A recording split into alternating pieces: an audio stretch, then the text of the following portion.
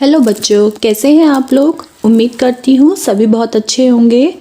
हमारा कक्षा 7 में पाठ 5 चल रहा है जो कि है ऊष्मा तथा ताप। ऊष्मा के स्थानांतरण की विधियाँ हम बता चुके हैं और जो आज का टॉपिक है वो है अभी पदार्थ की अवस्था परिवर्तन। पदार्थ की 3 अवस्थाएं होती हैं, हम बता चुके हैं, ठोस, द्रव और गैस। तो पदार्थ की अवस्था में परिवर्तन जो होता है वो कैसे होता है ये हमें देखना है। देखिए, हमने एक पहले ठोस लिया है।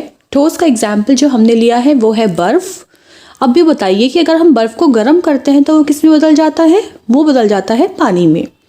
पानी को गर्म करते हैं तो वो बदल जाती है भाप में, मतलब वाष्प में, जिसको बोलते हैं हम जल वाष्प। क्योंकि हम पानी की बात कर रहे हैं तो इसलिए वो कहलाएगी जल वाष्प, जो कि गैस का रूप है। ठीक है। और तो ये हो गया गर्म करने का। ठोस से द्रव, द्रव से गैस।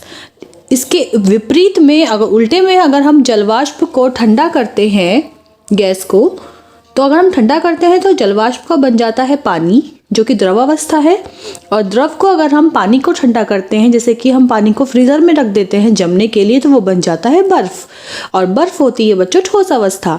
तो इसका सीधा सा मतलब ये है कि अगर हम ठोस को गर्म करते हैं तो वो द्रव बन जाता है, द्रव को गर्म करते हैं तो गैस बन जाता है, और अगर हम गैस को ठंडा करते हैं तो पानी बन जाता है, द्रव बन जाता है, और द्रव को अगर हम ठंडा करते हैं तो वो ठोस बन जाता है। ठीक है। अवस्था परिवर्तन के समय पदार्थ का ताप नियत रहता है, मतलब ताप नहीं बदलता है। उसका जो परिवर्तन के समय ताप है वो नियत रहता है, निश्चित रहता है। कुछ पदार्थ गर्म करने पर ठोस अवस्था से सीधे गैस अवस्था में बदल जाते हैं। क्या आपने देखा है कभी ऐसा कि ठोस अवस्था में हमने पदार्थों को गर्म किया और वो द्रव में ना बदलकर सीधे गैस में बदल जाते हैं? जी हाँ, ऐसा होता है। तो ऐसे पदार्थों को हम क्या कहते हैं? ऐसे पदार्थ कहलाते हैं ऊर्ध्वपातन पदार्थ। ऊर्ध्वपातन पदार्थ कहलाते हैं और यह प्रक्रिया कहलाती है ऊर्ध्वपातन। ठीक है। क्वेश्चन आता है कि ऊर्ध्वपातन क्या है। ऊर्ध्वपातन वह प्रक्रिया है जिसमें पदार्थ सीधे ठोस अवस्था से गैसीय अवस्था में बदल जाता है गर्म करने पर। उदाहरण है इसके कपूर, नौसादर। कपूर आपने पूजा के टाइम पर जलाया होगा, और जब उसको जलाते हैं, कपूर हम ठोस अवस्था में, टिक्की सी होती है उसकी, कैसी है, जब उसको हम जलाते हैं तो सीधे वो आग बन जाता है, धुआं निकलता है, गैस बन जाती है। लेकिन क्या उसमें द्रव आता है?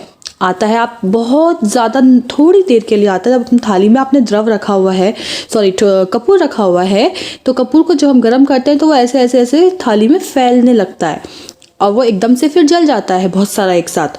तो मतलब आती है, लेकिन बहुत थोड़ी देर के लिए आती है, नगण्य। अगर आप उसे किसी बर्तन में रखेंगे तो बिल्कुल भी नहीं आएगी। इसका मतलब कपूर जो है वो ठोस से सीधे गैस में बदला है। यह है ऊर्ध्वपातन। इसके बाद आता है बच्चों गलनांक। गलनांक क्या होता है? जब हम ठोस को गर्म करते हैं तो वो द्रव में बदलता है। वह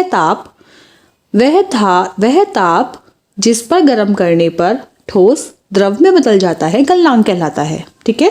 जैसे बर्फ को अगर हम का गलनांक है 0 डिग्री सेल्सियस। बर्फ का ताप जब 0 डिग्री सेल्सियस होगा तो वो पानी में बदल जाएगा। ठीक है।